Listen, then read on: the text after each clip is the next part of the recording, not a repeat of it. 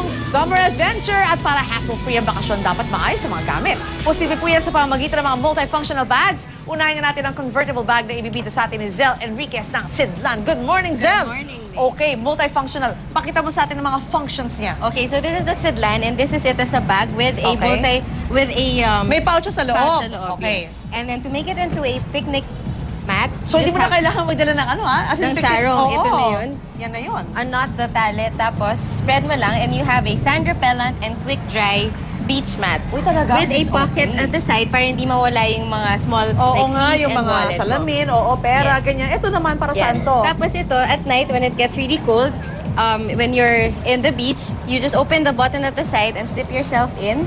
Aba, meron ka ng ano, parang kama. Para sleeping bag ka na. Meron ka ng sleeping bag. Tapos yung items mo, safe in this pouch. So if you're in the Oo. bus also, the coldest place in the Philippines, Oo. nandito pa rin yung iPad mo, cellphone mo. Tapos pwede ka na matulog. O, tapos nakikita ko pwede siya, hindi lang yung bag, as in bag, pwede siyang pangkarga ng Lagyan mga ng surfboard. surfboard. Wow. At saka skateboard, pwede rin. Basta lahat ng board, pwede. Yes. Uy, maraming salamat, Zel, ha? Thank Thank you. Okay, move on naman tayo dito. Mula dyan sa functional bag, ito naman, aba, ibang klase rin. Solar powered. Sige nga, ano ang, paano yan? Para sa mga mountaineers ba yan particularly? Opo, pwede po ito sa mga nagta-travel. Okay. Para habang maaraw, nag-charge yung ano. battery. Kumbaga, nasa store nito yung power. Yes. Tapos, pag kailangan mag-charge, sasaksak mo na lang siya. Opo, meron to sa loob na parang power bank. Okay, paano naman siya ilalabha? Pwede ba ito labhan? Pwede po laban to, natatanggal yung O sige nga, tanggalin natin yung natatanggal yung solar panel na panel na yan. Okay. So basically pala, ito, at least kahit nasa city ka lang o wala kang, hindi mo alam kung the whole day nasa labas ka ng opisina, pwede ka lang just use this bag and then basically just ibabawi mo lang siya sa araw para maka-charge siya.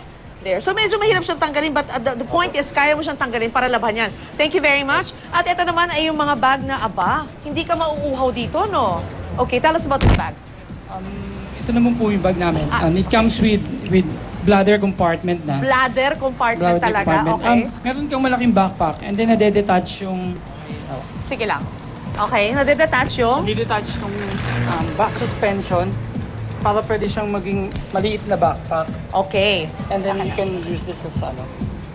So for example, gusto mong iwan yung backpack mo sa hotel, Okay. you can use this for traveling. Or Oo. iwan mo sa base camp, mag-assault climb ka lang, ito Oo. na lang dadalhin mo. Or gusto mo mag-bike, ito yung gamit mo and then ito naman yung gagamit mo for biking. Galing, bag within the bag. Tapos yung ginagawa naman niya ngayon, dinademo niya, yung pwede kang uminom. Kasi yung backpacks namin comes with bladder compartments. Oo. Pwede ka nang, hindi ka na kukuha ng bottle mo. Just zip Pwe- from that. Pwede bang juice dyan?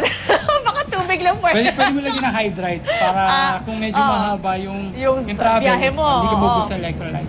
Sige. Pero ako juice pa rin. Pwede naman sa juice yan. Sige. Thank you very much. Okay, apart from those bags, alright. So, eto naman this is a bag that could potentially save your life. No? Kunyari, nasa bangka ka, tapos medyo palubog ang bangka. So, all you have to do is eto ha, iti-demo niya, iti-demo ko rin to. So, basically, this is an empty bag. So, iro-roll mo lang siya, there.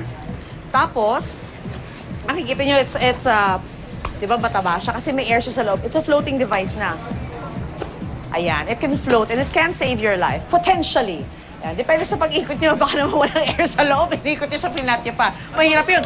Okay mga kapuso, ayun po yung mga functional bags na pwede yung gamitin ngayong summer and every day thereafter.